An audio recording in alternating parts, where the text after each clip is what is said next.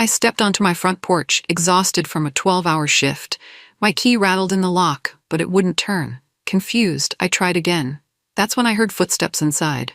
The door opened a crack. Christina's face appeared, cold, smug. She barely looked at me. "Go away," she said, voice clipped. My heart hammered. "What do you mean? This is my house," she sneered. "Not anymore." Then she slammed the door in my face. I stood there, stunned, when flashing blue lights appeared behind me. A police cruiser eased up. One officer approached, cautious but firm. "Ma'am, we got a call about trespassing," he said. "Are you Jessica Taylor?" I nodded numbly. "This is my home," I tried to explain. "I own it." But Christina reemerged, pointing an accusing finger. "She's violating a restraining order. She threatened me. I'm scared for my son." Everything happened so fast. The officer asked for my ID. Next thing I knew, my hands were behind my back. They were reading me my rights. I was arrested at my own house. As they escorted me to the squad car, the officer said, "You're not allowed within 100 yards of Christina or her family." I felt my world crack. How could this be happening? I remember the day I first stepped off that plane in California, my heart pounding with excitement. I'd landed a dream job as a marketing coordinator, salary plus benefits. After years of saving, I bought a charming 3-bedroom home on a quiet street. A month later, I invited everyone over for a housewarming. Christina showed up with her boyfriend Mark and her 4-year-old son, Sam. I was thrilled to see them. We used to be close, sister nights, silly secrets, but it had been years. I gave them the grand tour, beaming with pride as we walked through the living room into the spacious kitchen. Christina touched the granite countertops. "Wow. Where do you keep the rent checks for this place?" she asked, half laughing. I said, "I don't rent. I bought it." Her face changed, like a dark cloud passing over. Something flickered in her eyes, envy. Then she plastered on a fake smile. "Oh, must be nice," she said softly, "to just buy a house like that." Suddenly the energy felt strange. My parents weren't around anymore. Nobody had ever celebrated my successes like they did Christina's. But that day I sensed something sour, an unspoken resentment. I shrugged it off, hoping I was mistaken. After that party, Christina started dropping by. First, a casual visit on Sunday morning, then a random Wednesday evening. I wasn't upset, just surprised. She lived 2 towns over, but she kept showing up. One Friday, I found Sam in the living room watching cartoons, eating cereal from my favorite mug. Christina was rummaging through the fridge. "Just making breakfast," she said like it was normal. She'd ask me for small favors. "Could you watch Sam for an hour while I run an errand? Or can I borrow your phone charger?"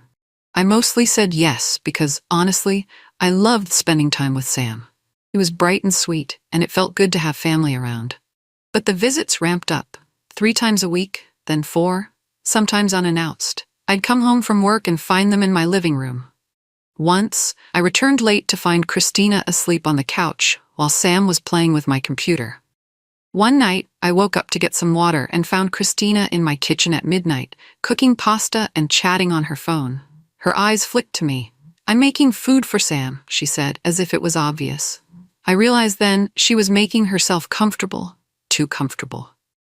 Christina dropped Sam off one Tuesday morning, saying she needed a few hours to handle stuff. I was working from home that day, so I said sure. I didn't question it. Family helps family, right? But those few hours stretched late into the night.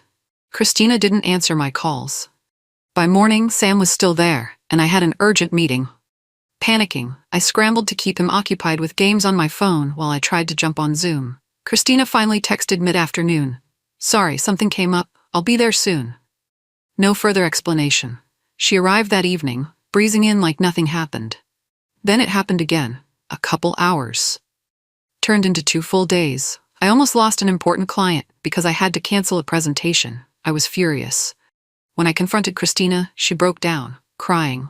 "We've been going from motel to motel. I'm out of money. Mark's between jobs. We just need time to figure things out." She sniffled, wiping tears. "Please don't give up on us." I felt my anger drain. Sam looked at me with big, innocent eyes. I sighed, pinned between my frustration and love. "Fine," I said, "but we need boundaries." I couldn't help flashing back to when we were kids. Christina was the golden child. She was always the pretty one, the cheerleader, the star.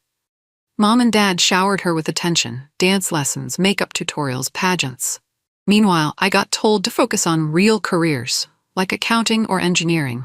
Christina flitted from dream to dream, model, actress, influencer, never finishing anything. She was charming, and people loved her at first, but once they saw she rarely followed through, they backed away. Our parents died 2 years ago in a car accident. There was a small inheritance, which Christina blew in 6 months, claiming business expenses for some new brand rep gig. She never explained the details. I'd always been the serious one, the planner, the quiet caretaker. Now here I was with my first home, stable job, and a pile of debt from college. Christina had little to show for all her big talk and bright lights. She was almost 30 and had never held a steady job for more than 6 months. That morning, looking at her tear-streaked face and Sam's worried eyes, I found myself thinking, I can't let them sink. But this time, I'd do it on my terms. I told Christina straight out, look, you and Sam can stay with me, but there are conditions. She blinked, uncertain. I laid out a plan. She'd enroll in a community college program, anything that could lead to a stable career. I'd cover most of her tuition. She'd work part-time to pay the rest. She stared at me for a long moment, then nodded vigorously. Yes, I promise, I'm ready to change. I'd always wanted to see her succeed. Maybe we could be real sisters again. So I set up a guest room for them. The first night, Sam was excited, squealing as he jumped onto the twin bed. Christina even offered to cook dinner. It felt hopeful, like a new start. But I soon noticed something odd. Mark, her boyfriend, would linger after dropping them off. He'd chat with me in the kitchen, rummage for snacks, sometimes stay to watch a movie. Then it became normal for him to spend the night, sleeping on the living room couch or sneaking into Christina's room. I thought you two broke up, I told her quietly one day. She shrugged. We're trying to work it out. I swallowed my unease and told myself, boundaries. Remember the boundaries. The shift was subtle. Mark started showing up for dinner like it was expected.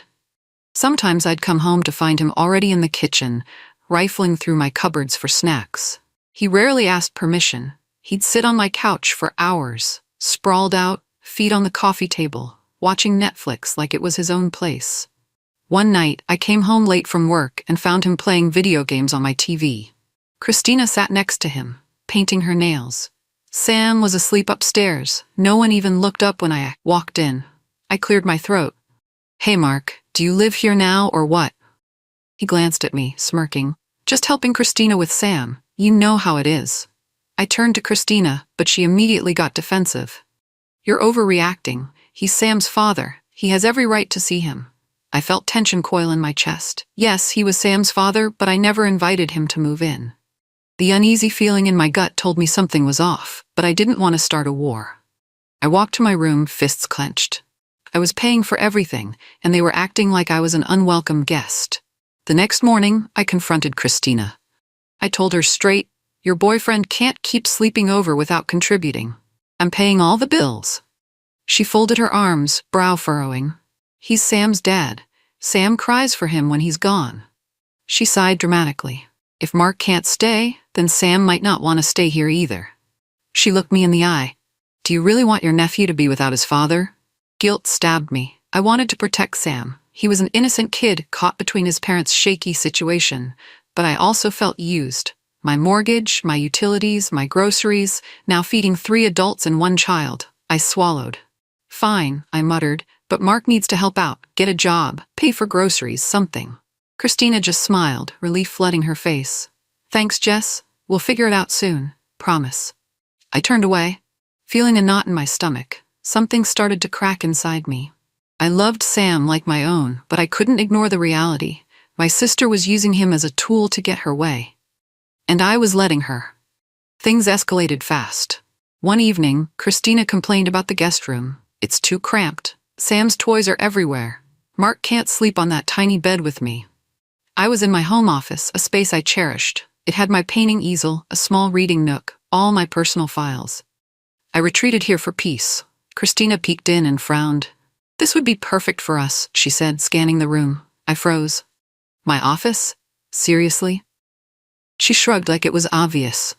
There's more space. Sam's stuff could go in the corner. Mark and I could fit a bigger bed. Could you maybe move your desk somewhere else?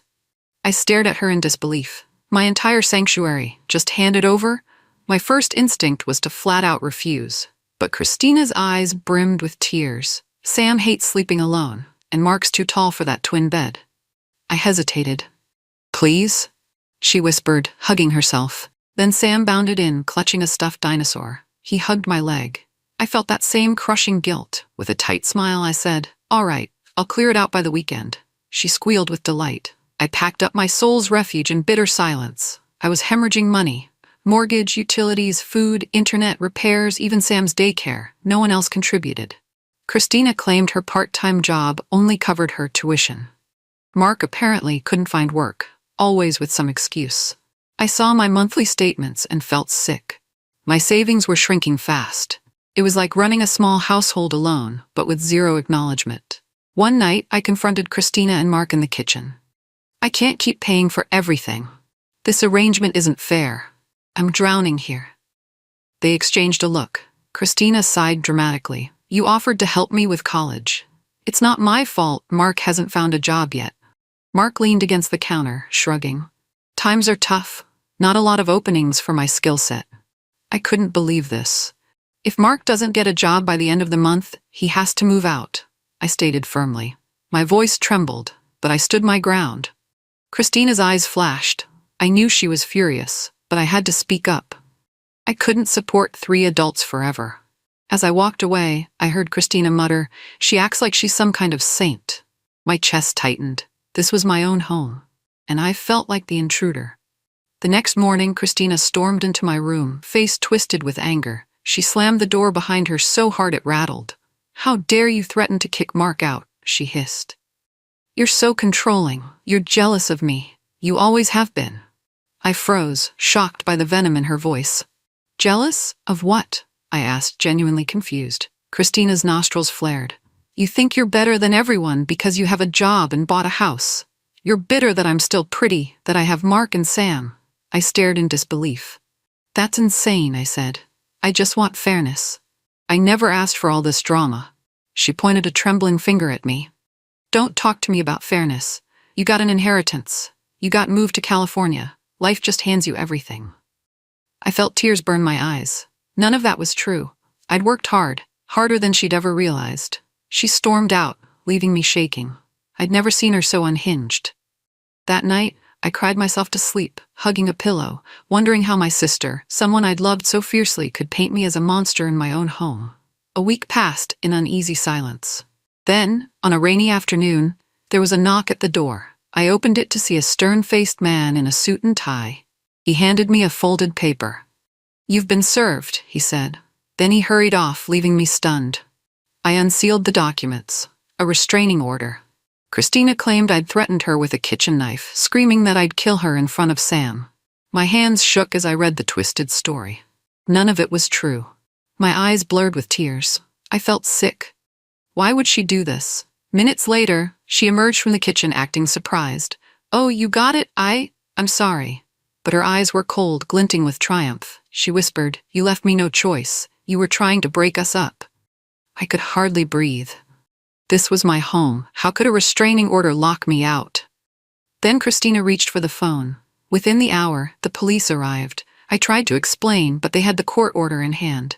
I was forced outside. They told me I had 5 minutes to grab my essentials. Then they shut the door behind me. My own sister had orchestrated my exile. Sitting on the courthouse steps the next day, I felt hollow. My lawyer explained the grim truth. Christina and Mark had been living in my house for over a month. Under California law, they were considered tenants, regardless of our personal arrangement. To remove them, I needed to file for eviction, an expensive, time-consuming process. And because of the temporary restraining order, I couldn't set foot on my own property. If I did, I risked arrest for violating the order. I called Christina repeatedly, but she wouldn't answer. When I tried contacting Sam's daycare, I discovered the bills were overdue and still under my name. I was drowning in financial chaos. Sitting on a bench outside the courthouse, I felt tears prickle my eyes. I had done everything to help her. Now I was the one with nowhere to go, forced into legal battles, paying for a house I couldn't even step into. The betrayal cut deep. Memories swirled.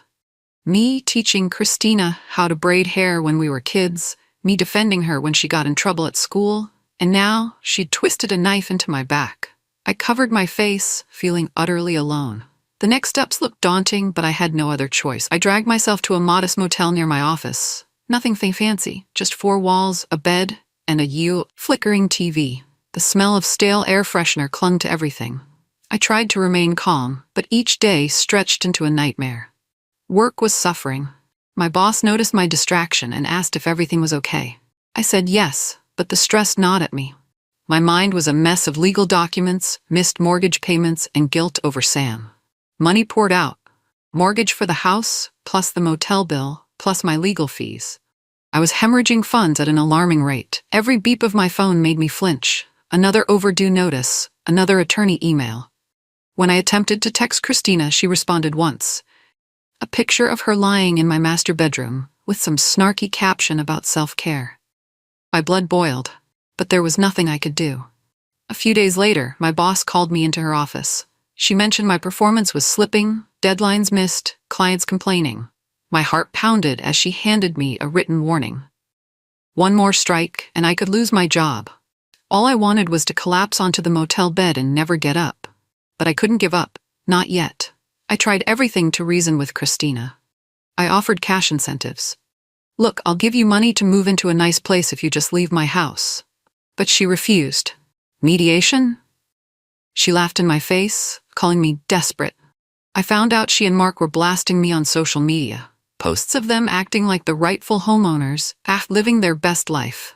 One particular post stung the most. A selfie from my bathroom mirror, with Christina grinning wide. Self-care queen, blessed life. People in the comments congratulated her on her new house. I was boiling with rage, but my lawyer said to stay calm. A meltdown would only fuel her restraining order claims. One morning, I got a text from an unknown number. Heard you're broke. Maybe you should have been nicer. Karma's a... I suspected it was from Mark. I felt trapped. Every door I tried slammed shut. Christina had all the power. She was inside my home, changing locks, refusing to pay a dime, twisting the law in her favor. Then, at my lowest point, my lawyer called. There's a motion we can file. Use an occupancy, he said. It forces them to pay rent or leave. It was a sliver of hope. I clung to it like a lifeline. I filed the use and occupancy motion. My lawyer explained it would hold Christina and Mark financially accountable for every day they stayed in my home. If they didn't pay, they'd face eviction. As soon as they got the court notice, panic set in. I heard from mutual friends that Mark was scrambling, trying to find quick cash. Christina sent me a text. Why are you doing this to us? We're family. The irony was painful. I'd been paying for them all this time, but now they were accusing me of heartlessness. Days later, Christina reached out with a more polite message. Let's meet tomorrow, just the two of us, no lawyers. Maybe we can work this out. My heart pounded at the idea of seeing her again, but if there was any chance to end this peacefully, I had to try. The next morning, I arrived at a small cafe. Christina walked in wearing sunglasses and a forced smile. She hugged me like we were best friends. My anger roiled, but I kept it hidden. She sipped her latte and said, I have a proposition. I think we can fix this. I braced myself for whatever manipulative deal was coming. Christina's eyes sparkled with a fake warmth as she laid out her compromise. She proposed I drop the eviction case and let her and Mark remain as permanent residents, rent-free. The mortgage would still be entirely my responsibility. My jaw practically hit the table. You want me to sign an agreement saying you can stay indefinitely without paying a dime? She nodded, sipping her coffee. Yes, that way you can come back without drama. But we'll have rights as tenants, you know? I stared, horrified. You're openly admitting you lied about me threatening you? Christina shrugged. You know how these things go. I had to protect myself. It's not personal. That's when I remembered my phone was recording. Just a precaution I'd taken. Her words were coming through loud and clear. My heart pounded with a mix of anger and excitement. This was my proof. She was admitting to perjury. I tested the waters. But you told the court I was violent, that I threatened Sam. She waved it off. We both know that was for the judge. Don't dwell on it. I forced a bitter smile, thinking, gotcha. If the courts heard this, her lies would crumble. I ended the meeting, my mind racing with possibilities. My lawyer and I marched into the courtroom. My nerves were electric. Christina sat across from me, looking bored, Mark by her side, checking his phone. When the judge asked for opening statements, my lawyer calmly pressed play on the audio. Christina's voice spilled into the room, admitting she'd fabricated the knife threat, that it was all manipulation to stay rent-free. I dared a glance at Christina. Her face turned ghostly pale. Mark stopped fidgeting. Their attorney stood, stammering, demanding a recess. The judge's eyes narrowed in anger.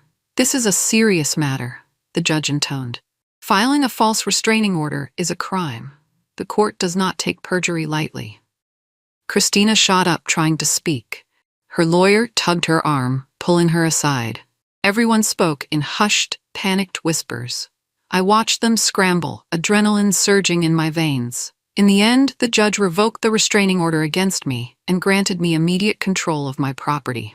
Christina and Mark were now facing an eviction process with the added threat of criminal charges. When the session ended, Christina rushed out, not even looking at me.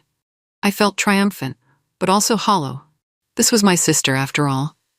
How did we get here? I wasted no time. I hired a locksmith the same afternoon. Standing in front of my own door felt surreal. The new locks clicked smoothly under my key, and I stepped inside, heart pounding. The stench of stale food hit me. My once pristine living room was cluttered with random trash. Piles of dirty clothes lay scattered. My furniture was rearranged. I felt sick, but at least I was back. I headed upstairs, checking the master bedroom first. It was trashed. The bed, my bed, was gone, replaced by a futon, the dresser drawers pulled out. Holes in the walls from who knows what. My eyes stung. This was my sanctuary, and they destroyed it. As I wandered, I heard a small, familiar voice from behind. "Auntie?" I turned to see Sam standing at the threshold, clutching a stuffed dinosaur, eyes wide. My heart squeezed. He looked so small and out of place. I kneeled, arms open. "Sam, oh my God, where's your mom?" He just shook his head, tears forming. My anger melted into concern. Where was Christina?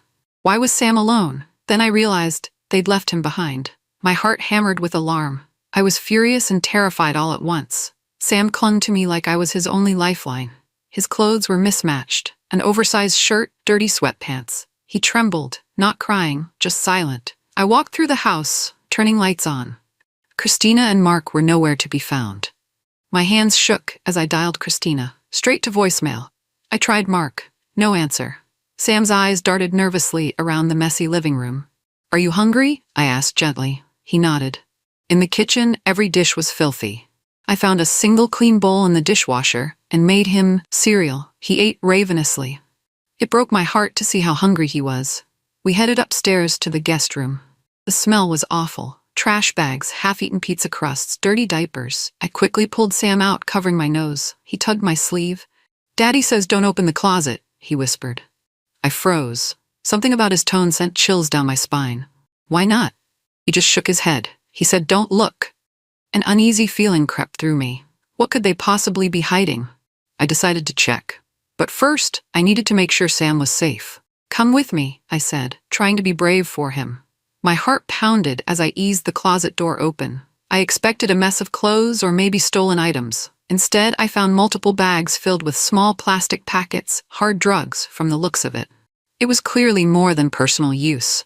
This was serious. My mind raced, seeing the volume of neatly packaged substances. Anger and fear tangled inside me. Christina and Mark had been stashing drugs in my home, endangering Sam, endangering me too. This could ruin my life if the police pinned it on the homeowner. I backed away, breathing fast. Sam peered around my legs, eyes wide. I had to get him out of there. Right now.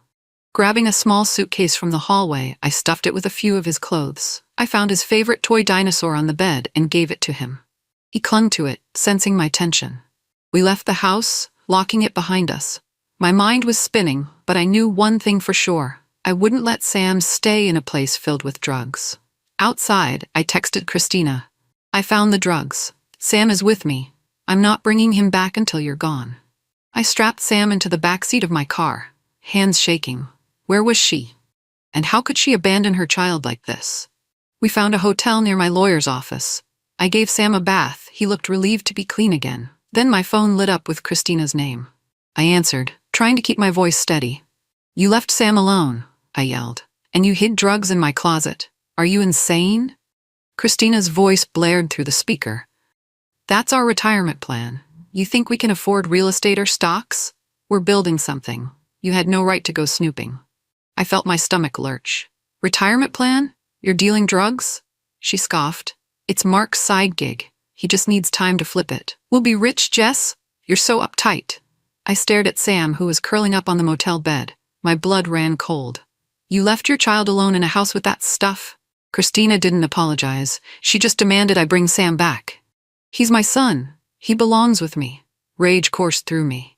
If you want him, you'll have to face me in court. Her screams tore through the speaker until I hung up, trembling. Sam turned to me with wide, worried eyes. I forced a smile, but my heart was pounding with dread. 5 minutes later, my phone buzzed again, another message from Christina. But I refused to look at it. The next morning, I woke to banging on the hotel door. I crept over, heart racing. Police officers stood outside. Sam was still asleep. My stomach dropped as I opened the door. One officer held up a piece of paper. Ma'am, we have a report of child kidnapping. Are you Jessica Taylor? I felt dizzy. I'm his aunt. I'm protecting him.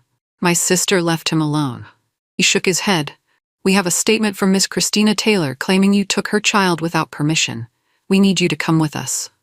Within minutes, Sam was pulled from my arms. I was cuffed, humiliated in front of gawking neighbors. Anger and panic flooded me. Please, let me explain. There are drugs in that house, hard drugs, in the closet. They left Sam alone for days. The officer gave me a skeptical look. We'll investigate, but right now we have to follow protocol. We found no protective order naming you as his legal guardian. I got shoved into the back of a police car, tears burning my eyes. Sam was screaming, reaching for me. I wanted to die right there, seeing the terror on his face. But I had evidence. I had pictures, texts, the hidden stash. If the police would just look, maybe the truth would come out before it was too late. Hours later, I sat in a cold interrogation room. My lawyer arrived, fuming at the false kidnapping charge. I explained everything, how Christina and Mark abandoned Sam, the drugs in the closet. Finally, the police decided to search my house. I held my breath, praying they'd find what I discovered. They did. The detective returned, eyes grim. We found substantial narcotics in the property, and no sign of forced entry. The child was indeed alone. Christina and Mark were swiftly arrested for drug trafficking, child endangerment, and more. As soon as that happened, all accusations against me were dropped. I was free. My heart hammered when they said Child Protective Services had taken Sam. But I had evidence, texts, pictures, witness statements. CPS quickly realized I was the only stable relative. My lawyer gave me a tight smile. Looks like we can file for guardianship, he said. It'll be a process, but we've got a strong case. Christina and Mark's house of lies collapsed in a single day. I left the station feeling drained, yet victorious. Finally, the truth shone through. But my heart ached for Sam, who'd been dragged through this nightmare by his own parents. A few weeks later, the court granted me temporary guardianship of Sam. The moment I brought him back into the house, a house I was slowly repairing, he looked around, eyes wide. Is it all ours now, Auntie? I knelt beside him, tears in my eyes. Yes, baby, we can make it our home again. Over the next weeks, I poured my energy and savings into fixing the damage, repainting walls, tossing out old furniture, scrubbing the floors, and this time I gave Sam the guest room. No more cramped corners or filthy conditions. I found a cozy bed set, complete with dinosaur sheets. Sam lit up the first night he saw it. He whispered, "Thank you, Auntie," hugging me so tight I almost cried. Christina and Mark were still in jail, facing serious charges. Part of me felt a bitter sadness. Despite everything, she was still my sister. But the anger was overshadowed by relief. Sam was safe with me. On that final night, I tucked him in and he murmured sleepily, "I love you, Auntie Jess." I kissed his forehead, tears prickling. "Me too, baby," I whispered, heart full. "I love you too." And for the first time in months, I felt at peace in my own home.